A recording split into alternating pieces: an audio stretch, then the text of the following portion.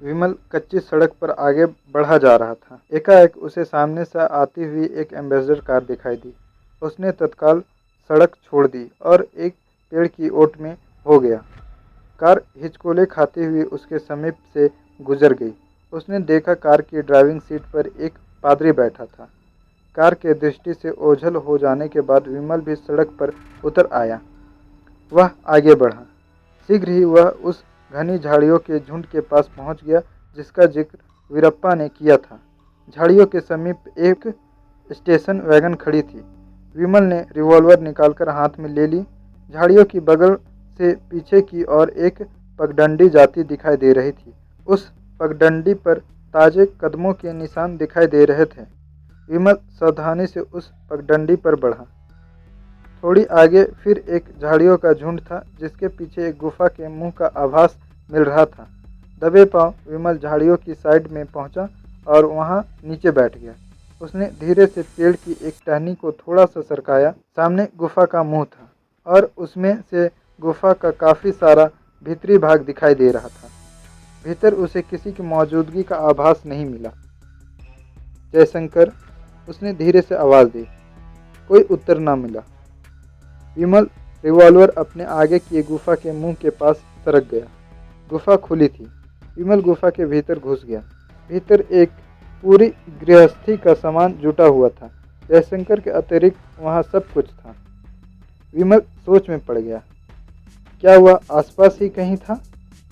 फिर उसे ख्याल आया कि गुफा में नोटों के थैले भी थे। उसी क्षण विमल की निगाह एक कागज के टुकड़े पर पड़ी जो गुफा में उड़ता फिर रहा था। उसने वह कागज उठा लिया और उसे खोलकर देखा। उस पर लिखा था N Thyagarajan 32 college road Madras. वह किसका पता था? विमल को उसका कोई जवाब नहीं सूझा। उसने कागज वापस जमीन पर फेंक दिया। अगले 2 घंटे वह रिवॉल्वर हाथ में लिए जयशंकर के बिस्तर पर उसके स्वागत के लिए तैयार बैठा रहा। जयशंकर नहीं आया। एकाएक विमल को उस एम्बेसडर कार पर ख्याल आया जो उस रास्ते में मिली थी और जिसे एक पादरी चला रहा था। वीरप्पा ने भी ऐसा कुछ कहा था कि जयशंकर ने गुफा के पास एक एम्बेसडर कार छुपाई हुई थी। कहीं वह एम्बेसडर जयशंकर की तो नहीं थी? और वह पादरी कहीं वह जयशंकर तो नहीं था? विमल गुफा के बाहर निकल आया। वह वापस स्टेशन वैगन की ओर बढ़ा। रास्ते में उसे जमीन पर पड़ा एक तार का टुकड़ा दिखाई दिया। विमल ने वह टुकड़ा उठा लिया। स्टेशन वैगन के समीप पहुंचकर वह डिक्की के सामने पहुंचा। रास्ते से उठाए तार के टुकड़े की सहायता से 1 मिनट के भीतर ही कम से कम समय में उसने डिक्की का ताला खोल लिया। उसने ढक्कन को उठाकर भीतर झांका। भीतर माल नहीं था। उसने ढक्कन गिरा दिया। अगले 2 घंटे में उसने आसपास का सारा इलाका छान मारा। एम्बुलेंस कहीं नहीं थी। माल कहीं नहीं था। जयशंकर कहीं नहीं था। विमल वापस स्टेशन वैगन के समीप पहुंच गया। वह स्टेशन वैगन की ड्राइविंग सीट पर आ बैठा। बड़ी मेहनत से तार के टुकड़े की सहायता से ही उसने स्टेशन वैगन की इग्निशन ऑन कर लिया। उसने गाड़ी को गियर में डाला और उसे मेन रोड की ओर ड्राइव करने लगा। मेन रोड पर पहुंचकर मद्रास जाने के स्थान पर उसने स्टेशन वैगन को महाबलीपुरम की ओर मोड़ दिया। महाबलीपुरम पहुंचकर पार्किंग से थोड़ी दूर ही उसने स्टेशन वैगन छोड़ दी और पैदल आगे बढ़ा। शीघ्र ही उसे वह टूरिस्ट बस दिखाई दे गई जिस पर वह मद्रास में सवार हुआ था। समुद्र के किनारे पर बने टूरिस्ट बंगले के रेस्टोरेंट में उसने भोजन किया और फिर बस में आकर बैठ गया। थोड़ी देर बाद उस बस में मद्रास के उसके साथ आए टूरिस्ट वापस आने लगे। कई विद्यार्थियों ने उसे पहचान लिया और उससे पूछने लगे कि वह रास्ते में क्यों उतर गया था और जहां वह उतरा था वहां से महाबलीपुरम तक कैसे पहुंचा था। उसने सबको मुनासिब उत्तर देकर शांत किया और बस चलने की प्रतीक्षा करने लगा। बस चल पड़ी। विद्यार्थी फिर उससे माउथ ऑर्गन बजाने की आग्रह करने लगे। विमल ने उन्हें थोड़ी देर बाद माउथ ऑर्गन सुनाने का वादा करके टाल दिया। जब मद्रास से 2-3 मील दूर रह गए थे, विमल ने अपनी टोपी आंखों पर झुका ली, चश्मा उतार कर जेब में रख लिया और माउथ ऑर्गन बजाना आरंभ कर दिया। थोड़ी ही देर बाद बस में फिर पहले जैसा समा बंध गया। विद्यार्थी माउथ ऑर्गन की ताल पर चुटकियां बजाने लगे। बस बिना रुके चेकपोस्ट से गुजर गई। रास्ते में उसने माउथ ऑर्गन बजाना बंद कर दिया। बस टूरिस्ट ऑफिस के सामने रुकी, तब तक अंधेरा हो चुका था। विमल बस से उतर गया। उसने टोपी और माउथ ऑर्गन एक कूड़े में डाल दिए और चश्मा लगा लिया। पार्किंग से उसने स्कूटर उठाया और कॉलेज रोड की ओर चल पड़ा। कॉलेज रोड पहुंचकर 32 नंबर इमारत के समीप उसने स्कूटर रोक दिया। वह कुछ क्षण हिचकिचाया और फिर स्कूटर वहीं छोड़कर आगे बढ़ा। उसने कॉल बेल के पुश पर उंगली रख दी।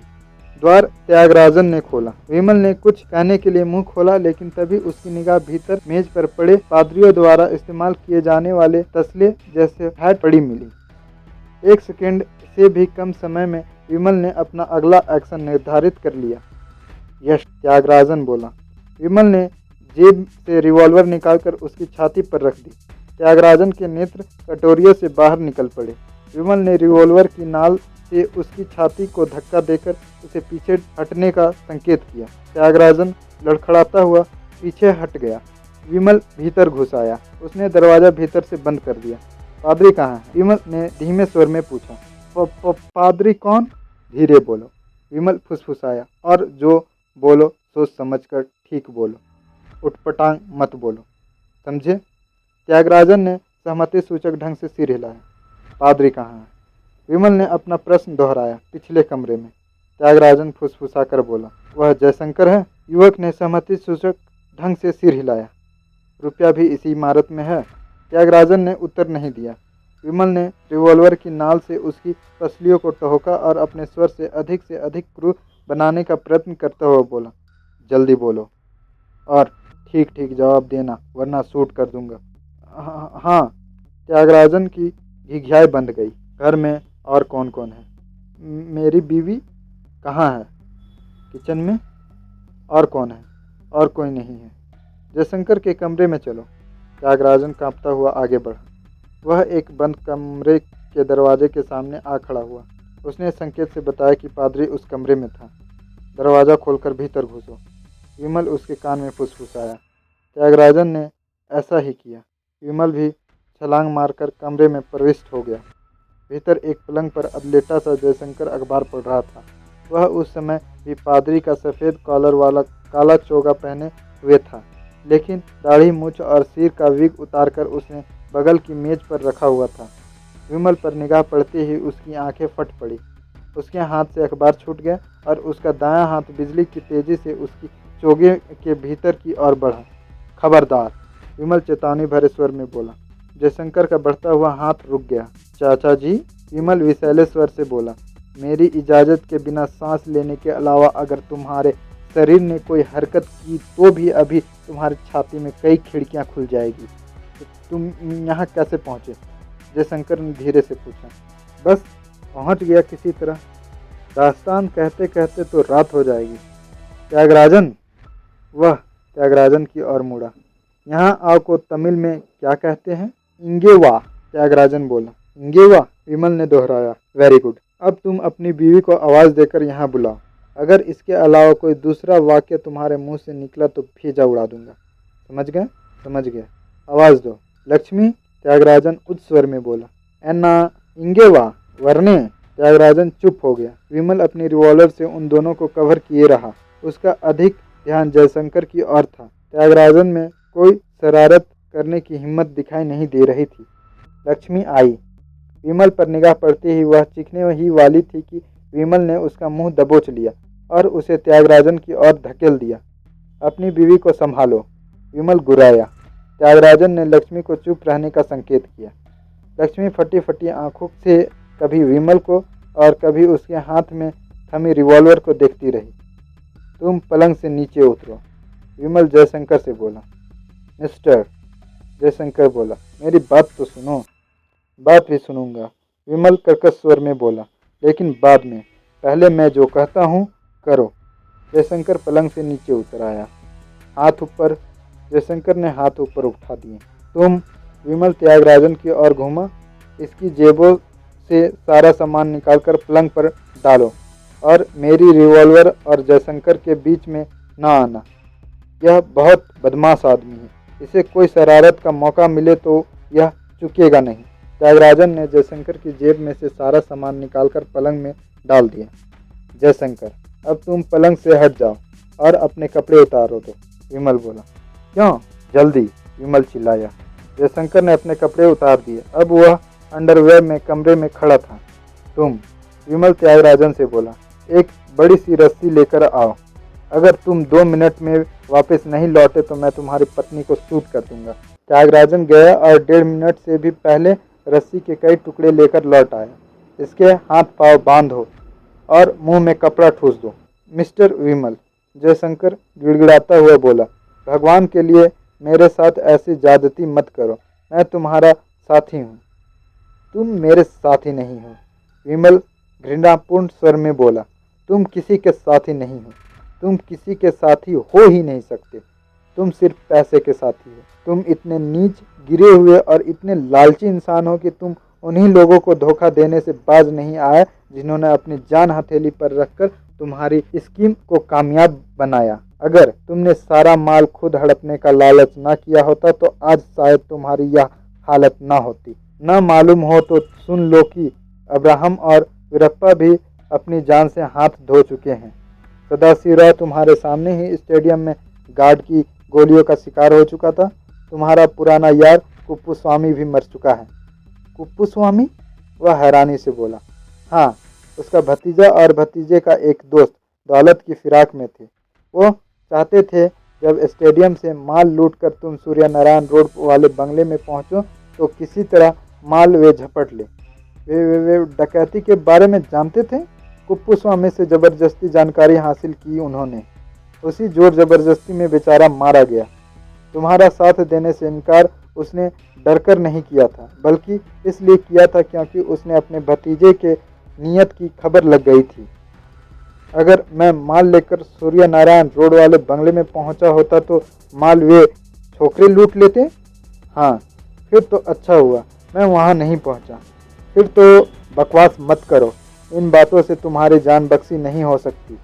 मिस्टर विमल, प्लीज़ ज़रा सोचो, प्लीज़ ज़रा सोचो। अब हम दोनों ही जने बाकी रह गए हैं। अब या मैं हूँ या तुम हो या माल है। तो 50-50? जयशंकर घिसे निपोर कर बोला। जवाब नहीं तुम्हारा भी चाचा जी, विमल बोला। अपनी इस हालत में भी अपने आप को सौदेबाजी के काबिल समझ रहे हो? या तुम ही सारी दौलत ले लो और मुझे आज़ाद कर दो ताकि तुम फिर कोई उस्तादी दिखा सको? मैं कुछ नहीं करूँगा, बाय गॉड मैं कुछ नहीं करूँगा। मैं छोड़ूंगा नहीं तुम्हें कुछ करने के काबिल। तुम क्या करोगे? मैं सारी दौलत तुम्हें दे दूंगा। क्या? मैं इसी दौलत में तुम्हें दफन करके जाऊंगा। मैं तुम्हें इन्हीं नोटों का कफन पहना कर जाऊंगा जिसमें से एक भी तुम अपने से अलग नहीं करना चाहते थे। जयशंकर के चेहरे पर हवाइयाँ उड़ने लगी। उसके मुंह से बोल न फूटा। मेरा हार कहाँ है? विमल ने पूछा। जयशंकर ने पलंग के समीप पड़े उस अपने सूटकेस की ओर इशारा किया। विमल ने सूटकेस उठाकर खोला और उसका सारा सामान मेज पर पलट दिया। जयशंकर के कपड़ों के बीच मोतियों का हार जगमगा रहा था। विमल ने हार उठाकर जेब में रख लिए। तुम्हारी कार कहाँ है? उसने पूछा। इमारत की दाईं और सड़क पर कोई 150 गज दूर, जयशंकर बड़ी कठिनाई से कह पाया। चाबियाँ? उसने अपनी जेब में से निकाले और पलंग पर पड़े सामने की ओर संकेत किया। सामान में से विमल ने सारे नोट उठाकर जेब में रखे और फिर कार की चाबियां अपने अधिकार में की। इसके हाथ पांव बांध दो, उसने त्यागराजन को फिर आदेश दिया, और मुंह में कपड़ा ठूस दो। त्यागराजन ने बड़ी तत्परता से आज्ञा का पालन किया। 5 मिनट बाद जयशंकर रस्सियों में जकड़ा हुआ कमरे में पड़ा था। माल कहाँ है? विमल बोला। मत बताना, लक्ष्मी चिल्लाई। माल? त्यागराजन दबे स्वर में बोला। बाहर पिछले कंपाउंड की जमीन में गड़ी हुई लकड़ी की पेटी में है। दोनों बाहर चलो, विमल बोला। उसके साथ विमल पिछले कंपाउंड में पहुंचा। विमल के आदेश पर त्यागराजन फावड़ा ले आया। उसने जमीन को वहां से खोदना शुरू कर दिया जहां उसने पिछली रात को पेटी दबाई थी। लगभग 20 मिनट में त्यागराजन और लक्ष्मी ने मिलकर पेटी बाहर निकाल ली और उस कमरे में ले आया जिसमें जयशंकर बंधा पड़ा था। अब तुम अपने पति की मुसक्के कसो, विमल बोला। लक्ष्मी के पास आज्ञा का पालन के अतिरिक्त कोई चारा नहीं था। अंत में लक्ष्मी के हाथ पांव विमल ने बांधे। तभी भड़ाक से दरवाजा खुला। 2 नौजवान भीतर दाखिल हुए। दोनों के चेहरे पर कमीनगी थी और हाथों में रिवॉल्वर थे। शुक्रिया, एक बोला, बाकी का काम हम कर लेंगे। विमल खामोश रहा। हाथ ऊपर विमल ने हाथ ऊपर उठा लिए। एक नौजवान ने दूसरे को संकेत किया। उसने आगे बढ़कर विमल की पतलून की बेल्ट में से उसकी रिवॉल्वर खींच ली और तुरंत परे हट गया। माल पेटी में है ना? पहला फिर बोला। विमल ने उत्तर ना दिया। पहले ने अपने साथी को इशारा किया। उसके साथी ने जाकर पेटी का ढक्कन उठाया। फौरन उसका चेहरा 1000 वोल्ट के बल्ब की तरह चमकने लगा। है। वह खुशी से लगभग नाचता हुआ बोला, यही है। विमल एक कदम पीछे हटा। उसकी पीठ दीवार पर लगे बिजली के स्विच बोर्ड के साथ जा लगी। तुम मुत्थू हो? विमल बोला। कुप्पू स्वामी के भतीजे? हाँ, पहला हैरानी से बोला। कैसे जाना? तो फिर यह?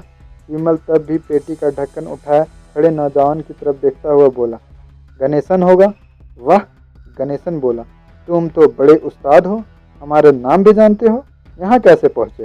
तुम्हारे ही पीछे लगे लगे पहुँच गए, और तो कोई बचा नहीं था पीछे लगने लायक। तुम मेरे पीछे थे, चिपके हुए थे गोंद की तरह। मुत्थू बोला, मुझे तो खबर नहीं लगी। दोनों हंसे। अब क्या चाहते हो? यह भी कोई पूछने की बात है? गणेशन पेटी पर वापस ढक्कन ठोकता हुआ बोला, हम जो चाहते हैं हमें मिल चुका। मुत्थू बोला, अभी नहीं मिला सालो। विमल ने अपनी पीठ को यूं पीछे को हुल किया कि स्विच बोर्ड के सारे स्विच ऑफ हो गए। फौरन कमरे में अंधकार छा गया। बाहर के कमरे में रोशनी थी, लेकिन बीच के दरवाजे पर पर्दा पड़ा होने के कारण वह रोशनी भीतर नहीं आ रही थी।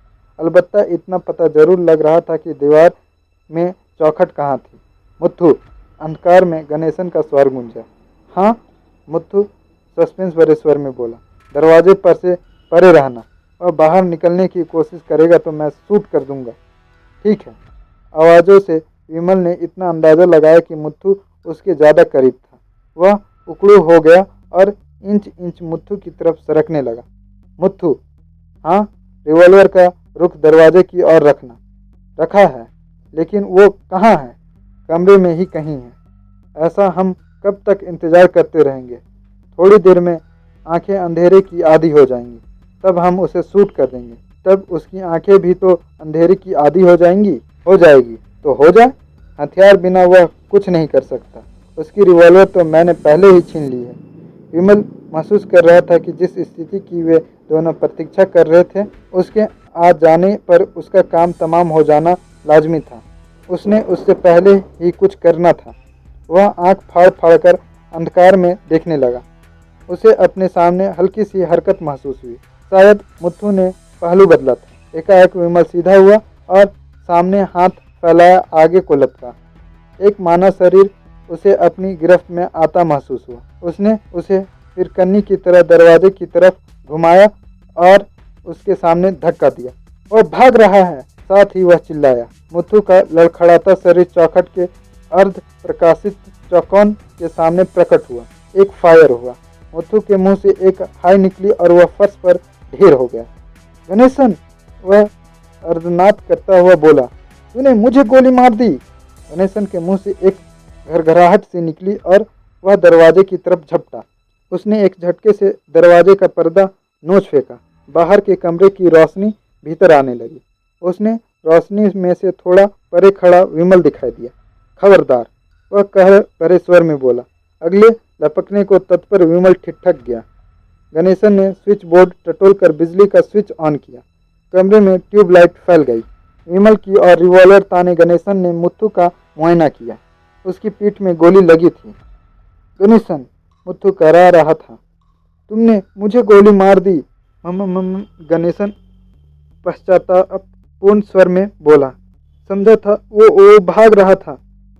हाय, तू बिल्कुल मत घबरा मुत्तू, मैं अभी सब ठीक करता हूँ। वह उठकर सीधा खड़ा हुआ। उसने विमल की तरफ देखा।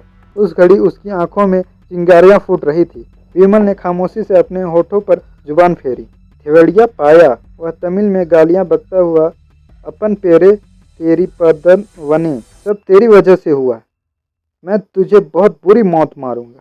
उसने रिवॉल्वर वाला हाथ सीधा किया। वाहे गुरु, सच्चे पातशाह, विमल होठों में बुदबुदाया, तू मेरा राखा सबने थाही। फिर एकाएक गणेशन का रिवॉल्वर वाला हाथ झुक गया, लेकिन नहीं, वह बोला, अभी नहीं, अभी तो तूने मेरे बहुत काम आना है। अमाले और तवने, सुन रहा है? हाँ, विमल बोला, सुन रहा हूँ। इसे उठा। किसे? इसे, मुत्थु को, जिसे तेरी वजह से गोली लगी है। चल जल्दी कर। विमल हिचकिचाया। बाय गॉड, गणेशन दहाड़ा, बहुत बुरी मौत मारूंगा। विमल आगे बढ़ा। इसे सावधानी से उठा। उठाकर क्या करूं? विमल बोला, बाहर लेकर चल। बाहर कहाँ? हमारी कार में। अपन पैर तेरी पदवने। बहस मत कर, हाथ पांव हिला। विमल मुत्थु पर झुका। आराम से, गणेशन बोला, आराम से। उसे तकलीफ हुई तो तुझे 100 गुना तकलीफ हो जाएगी। कराते हुए मुत्थु को विमल ने अपने कंधे पर लादा और सीधा हुआ। गणेशन के इशारे पर वह बाहर को बढ़ा। बाहर एक बहुत बड़े साइज की विलायती लेकिन एकदम खटारा कार खड़ी थी। गणेशन ने आगे बढ़कर कार का पिछला दरवाजा खोला। विमल ने घायल मुत्थु को कार की पिछली सीट पर लिटा दिया। वापस भीतर चल, गणेशन रिवॉल्वर उसकी तरफ लहराता हुआ बोला। दोनों फिर भीतर आ गए। पेटी उठा, गणेशन बोला। मैं अकेला पेटी नहीं उठा सकता, विमल बोला। अगर, गणेशन आंखें निकाल कर बोला, अपनी खैरियत चाहता है तो पेटी उठा। यह एक आदमी से नहीं उठने वाली, खुद कोशिश करके देख लो।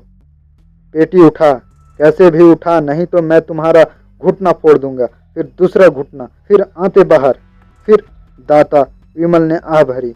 गणेशन उसकी बातों में नहीं आया। पेटी उठाने में उसकी मदद करने की कोशिश में गणेशन को रिवॉल्वर हाथ से छोड़नी पड़ती। तब विमल पेटी उस पर धकेल कर स्थिति को अपने काबू में कर सकता था, और कुछ नहीं तो भाग खड़ा तो हो ही सकता था। उसने पेटी ट्राई की। पेटी भारी थी, खूब भारी थी, लेकिन इतनी भारी नहीं थी कि किसी एक जने के लिए उसे उठा लेना सर्वथा असंभव होता। गणेशन के आदेश पर पेटी उठाया, लड़खड़ाता हुआ वह बाहर को चला। गनीमत थी कि जयशंकर की मुसक्के कसे हुई थी और उसके मुंह पर कपड़ा ठूसा हुआ था।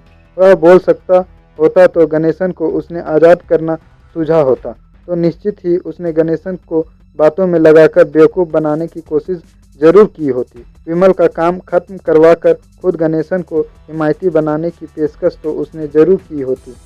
आखिर मुत्थु उसके दिवंगत जोड़ीदार का भतीजा था। गणेशन ने कार की डिक्की खोली। नोटों से भरी पेटी उसमें बखूबी समा गई। गणेशन ने रिवॉल्वर विमल की और ताने ताने कार का पिछला दरवाज़ा खोला और भीतर जा बैठा। ड्राइविंग सीट पर बैठ, वह बोला। क्यों? विमल बोला, क्योंकि कार तुझे चलानी है, खेवड़िया पाइया। मैंने यहाँ अपने साथी को संभालना है। विमल ड्राइविंग सीट पर आ बैठा। अगर, गणेशन पीछे से उसकी खोपड़ी के साथ रिवॉल्वर की नाल सटाता हुआ बोला, कोई शरारत की तो भेजा उड़ा दूंगा। कहाँ चलूँ? विमल इग्निशन ऑन करता हुआ बोला, डॉक्टर के पास। डॉक्टर के पास कहाँ? अदियार, वह मेरा एक डॉक्टर दोस्त है जो मुत्थु को संभाल लेगा। मैं उसे माला माल कर दूंगा। क्यों नहीं, क्यों नहीं, चल। मुझे अदियार का रास्ता नहीं आता, अभी सीधा चल, आगे रास्ता बताऊंगा। विमल ने कार आगे बढ़ाई। गणेशन से पीछा छुड़ाना अब उसे बहुत कठिन काम नहीं लग रहा था। उस बिलेती कार की वजह से वह बखूबी गणेशन से निपट सकता था। कार का हुड इतना बड़ा था कि कार के सामने सिरे से ड्राइविंग सीट कोई 6 फुट दूर थी। अब उसे तलाश थी तो किसी मुनासिब मौके की। वह मुनासिब मौका भी जल्द ही आ गया। आगे सड़क सुनसान थी। उस सड़क पर दोनों और मोटे मोटे तनों वाले पेड़ थे। विमल ने रियर व्यू मिरर पर निगाह डाली। गणेशन ने रिवॉल्वर अब भी विमल की खोपड़ी से कटाई हुई थी, लेकिन अब वह अपेक्षाकृत निश्चिंत लग रहा था। रह रहकर उसका ध्यान मुत्थु की तरफ चल जाता था और वह उसे मौखिक तसल्ली देने लगता था। सतनाम श्री वाहे गुरु। विमल मन ही मन जब जी साहब का पाठ करने लगा, करता पुरख निर्भय निर्वैर। फिर एकाएक पूरी रफ्तार से भागती कार का रुख उसने एक निहायती मोटे तने वाले पेड़ की ओर किया और स्वयं स्टीयरिंग छोड़कर दोहरा हो गया। कार के पेड़ से टकराने से पहले गणेशन की रिवॉल्वर से एक फायर हुआ, लेकिन गोली विमल के सिर के ऊपर से गुजर गई। तभी एक धड़ाम की आवाज़ के साथ कार पेड़ से टकराई। गणेशन के हाथ से रिवॉल्वर निकल गई। वह इतनी जोर से उछला कि अगली सीट के पीठ से टकराकर दोनों सीटों के बीच ढेर हो गए। विमल क्योंकि उस टक्कर के लिए तैयार था, इसलिए टक्कर का झटका वह झेल गया। कार के अगले दोनों दरवाजे टक्कर से अपने आप ही खुल गए थे। विमल ने अगली सीट पर आ गिरी गणेशन की रिवॉल्वर अपने काबू में की और फुर्ती से कार से बाहर निकल गया। पीछे गणेशन और मुथु गुच्छा मुच्छा हुए पड़े थे। मुथु गणेशन के ऊपर आ गिरा था और अब कहराता हुआ गणेशन उसके नीचे से निकलने की कोशिश कर रहा था। विमल ने बड़ी बेरहमी से तब तक अचेत ही चुके मुथु के शरीर को कार से बाहर घसीटा और कांपते कराते सीधा होने का उपक्रम करते गणेशन की तरफ रिवॉल्वर तान दी। बाहर निकल, वह क्रूर स्वर में बोला। तमिलों में गालियां बकता गणेशन बाहर निकला। यह उसने आतंकित भाव से मुथु की तरफ देखा। अभी जिंदा है, विमल बोला। पापियों की जान बड़ी मुश्किल से निकलती है, यह भी बाबे का बड़ा अनोखा कर्तव्य है। यह यूं पड़ा पड़ा मर जाएगा तो क्या बुरा होगा। जब तुम दोनों एक बूढ़े लाचार आदमी को टॉर्चर करके उसकी जान ले रहे थे, तुझे सूझा था कि वो मर जाएगा? तू किसकी बात कर रहा है? मैं कुप्पू स्वामी की बात कर रहा हूँ, अम्माले ओतावनी। विमल उसी की गाली उस पर थोपता हुआ बोला। जान लेते कुछ नहीं हुआ तो अब जान देते क्यों माँ मर रही है? तू, गणेशन ने अपने सूखे होठों पर जुबान फेरी। हमें मार डालोगे? तू क्या करने वाला था मेरे साथ? गणेशन उत्तर ना दे सका। तू ना मार डालता मुझे? बोला। गणेशन ना बोला। तेरा जवाब मुझे मालूम है, लेकिन मेरा जवाब तुझे मालूम नहीं। मेरा जवाब सुनकर तू हैरान हो जाएगा। क्या? हाँ, मैं तेरी जान बख्शी कर रहा हूँ। तेरा अधमरा साथी अगर यहीं मरने से बच जाए तो इसे भी याद दिला देने की इसे मेरा शुक्रगुजार होना चाहिए था। तू हमें छोड़ रहा है? हाँ, लेकिन इस काबिल नहीं कि तुम दोबारा किसी को डबल क्रॉस कर सको, दोबारा किसी का ऐसा कहर ढा सको जो तुमने कुप्पू स्वामी पर ढाहा। और विमल ने 2 बार फायर किया। गणेशन के दोनों घुटने फूट गए। वह त्योरा कर जमीन पर अपने साथी के पहलू में गिरा। विमल कार के करीब पहुंचा। कार का अगला भाग बुरी तरह से पिचका हुआ था। रेडिएटर से पानी टपक रहा था, लेकिन इंजन अभी चल रहा था। विमल कार के ड्राइविंग सीट पर आ बैठा। उसने कार को बैक गियर में डाला। कार ने कुछ खड़खड़ सी की, लेकिन बैक होती चली गई। विमल कॉलेज रोड वापस लौटा। उसने कार में से नोटों की पेटी निकाली और फिर त्यागराजन के घर में वापस दाखिल हुआ। त्यागराजन दंपति और जयशंकर उसे वैसे ही पड़ी मिले जैसे वह उन्हें छोड़कर गया था। जयशंकर बितर बितर उसकी तरफ देखने लगा। नोटों की पेटी लौट आई देखकर न जाने क्यों उसकी उम्मीदें फिर जाग उठी थी। विमल ने उसके मुंह में से कपड़ा निकाला। वो वही दोनों छोकरे थे, विमल बोला, जिन्होंने कुप्पू स्वामी को मारा था। कुप्पू स्वामी का भतीजा मुथु और उसका दोस्त गणेशन। तुम? जयशंकर हैरानी से बोला। बच कैसे पाए उनसे? बच गया, वाहे गुरु की महर से। वो दोनों अब कहाँ हैं? अधमरे से यहाँ से कुछ मील दूर सड़क पर पड़े हैं। तुमने तो कमाल कर दिया, जयशंकर मंत्र मुग्ध स्वर में बोला। फिर एकाएक वह यूं बोला जैसे कोई भूली बात याद आ गई हो। लेकिन तुम वापस क्यों लौट आए? माल तुम्हारे कब्जे में था और तुम। उसने जानबूझकर वाक्य अधूरा छोड़ दिया। वह हैरानी और उलझन मिश्रित निगाहों से विमल को देखने लगा। उन दोनों के एकाएक आगमन से यहाँ मेरा एक काम अधूरा रह गया था, विमल बोला। क्या? मैंने कहा था कि जिस दौलत की खातिर तुमने अपने साथियों के साथ दगाबाजी की थी, मैं उसी में तुम्हें दफना करके जाऊंगा। मैं तुम्हें उन्हीं नोटों का कफन पहना जाऊंगा जिसमें से एक को भी तुम अपने से अलग करना नहीं चाहते थे। विमल प्लीज, जयशंकर गिड़गिड़ाया। भगवान के लिए मेरी ऐसी दुर्गति मत करो। तुम यह सारी दौलत ले लो, लेकिन मुझे आज़ाद कर दो। मेरे बंधन खोल दो। तुम्हारे बंधन तो पुलिस ही आकर खोलेगी। विमल प्लीज, मुझे पुलिस के हवाले मत करना। विमल नोटों की पेटी की तरफ आकर्षित हुआ। उसने पेटी का ढक्कन खोला और 100-100 के नोटों की गड्डी उठाकर अपनी जेब में रख ली। फिर उसने दोनों हाथ से नोटों की गड्डियां निकालकर जयशंकर के ऊपर फेंकनी आरंभ कर दी। शीघ्र ही पेटी खाली हो गई और जयशंकर गर्दन तक नोटों के ढेर में समा गया। अब कैसा लग रहा है चाचा जी? विमल बोला। क्रोध, अपमान और बेबसी के भाव से जयशंकर का चेहरा विकृत हो उठा। विमल ने दोबारा उसके मुंह में कपड़ा ठूस दिया। तुम्हारा यहाँ टेलीफोन है? विमल त्यागराजन से संबोधित हुआ। त्यागराजन ने सहमति सूचक ढंग से सिर हिला दिया। कहाँ? त्यागराजन ने बगल के कमरे की ओर संकेत कर दिया। विमल बगल के कमरे में पहुंचा। उसने पुलिस का नंबर डायल किया। दूसरी ओर से उत्तर मिलते ही वह बोला, मेरा नाम विमल है। मैं स्टेडियम में पड़े डाके के बारे में कुछ बहुत महत्वपूर्ण जानकारी रखता हूँ। इस विषय में मैं पुलिस के किसी उच्च अधिकारी से बात करना चाहता हूँ। जरा होल्ड कीजिए, उत्तर मिला। हेलो। थोड़ी देर बाद विमल को एक नया स्वर सुनाई दिया।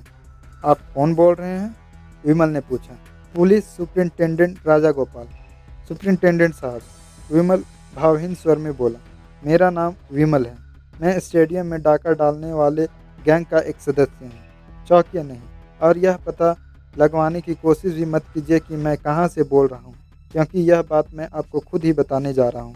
मैं 32 कॉलेज रोड से बोल रहा हूँ, और अगर आप रॉकेट पर भी पुलिस से को यहाँ भेजेंगे तो उन्हें मेरी हवा नहीं मिलेगी, क्योंकि मैं केवल 1 मिनट आपसे बात करूँगा और उसके बाद यहाँ से खिसक जाऊँगा। विमल एक क्षण रुका और फिर बोला, 32 कॉलेज रोड पर इस वक्त डकैत का सरगना जयशंकर, इमारत का मालिक त्यागराजन और उनकी बीवी लक्ष्मी बंधे पड़े हैं। इसी इमारत में स्टेडियम से लूटी दौलत भी मौजूद है, जिसमें से केवल 10,000 रुपये कम है। वे 10,000 रुपये मैंने ले लिए हैं, क्योंकि डाकुओं को पकड़वाने वाले को या माल का पता बताने वाले को 10,000 रुपये का इनाम की घोषणा मैंने रेडियो में सुनी थी, और मैं आपको डाकुओं का सरगना और माल दोनों सौंप रहा हूँ। त्यागराजन और लक्ष्मी का डकैती से क्या संबंध है? सुपरिंटेंडेंट राजा गोपाल का स्वर सुनाई दिया। डकैती से उनका कोई संबंध नहीं है, और जयशंकर लूट के माल सहित त्यागराजन की इस इमारत पर कैसे मौजूद है, यह बात मैं खुद भी नहीं समझ पाया हूँ। तुम 5 आदमी थे। तुम्हारा एक साथी स्टेडियम में गार्ड की गोली का शिकार हो गया था। एक अन्य साथी सूर्य नारायण रोड के बंगले पर मारा गया था। 2 तुम और जयशंकर हो। तुम्हारा 5वां साथी कहाँ गया जो स्टेडियम में गोली का शिकार हुआ था और बाद में वहां से बाईसाइकिल पर भागा था? उसका नाम अब्राहम था। वह मर चुका है। समय पर डॉक्टरी सहायता न मिलने की वजह से वह जीवित नहीं रह सका था। उसकी लाश सूर्य नारायण रोड वाले बंगले के पास बीच पर एक नारियल पेड़ के नीचे दबी पड़ी है।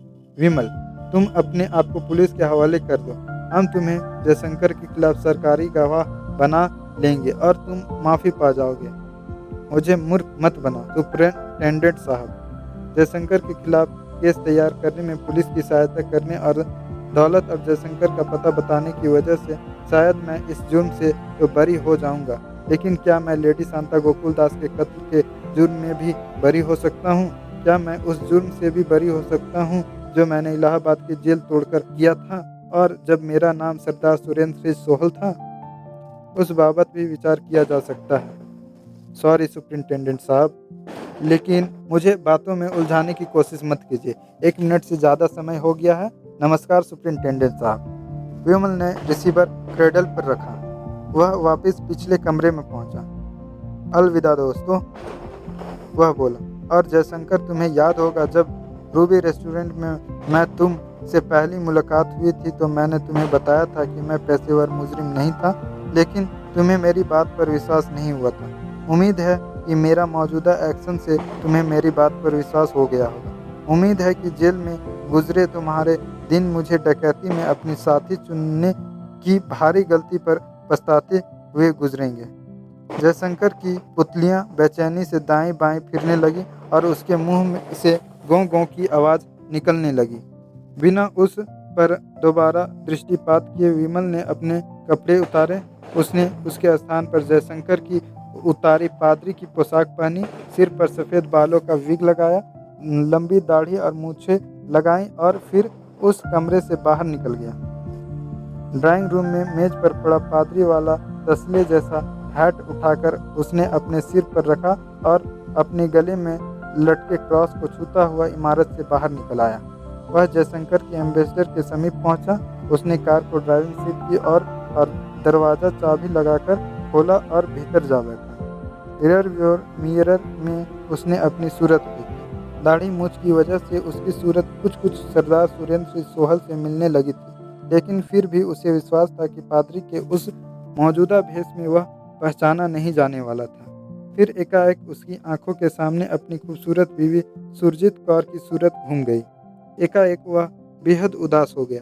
अगर उसकी बीवी ने उसे धोखा न दिया होता तो आज उसे वह दिन न देखना पड़ता। आज वह अपनी जान की सलामती के खातिर पुलिस से और सारी दुनिया से मुंह छुपाता ना फिर रहा होता। आज उसकी हालत गली गली दूर दूर करते एक आवारागर्द कुत्ते जैसी ना हो गई होती। उसकी आंखों में आंसुओं की दो मोटी मोटी बूंदें धुलक पड़ी।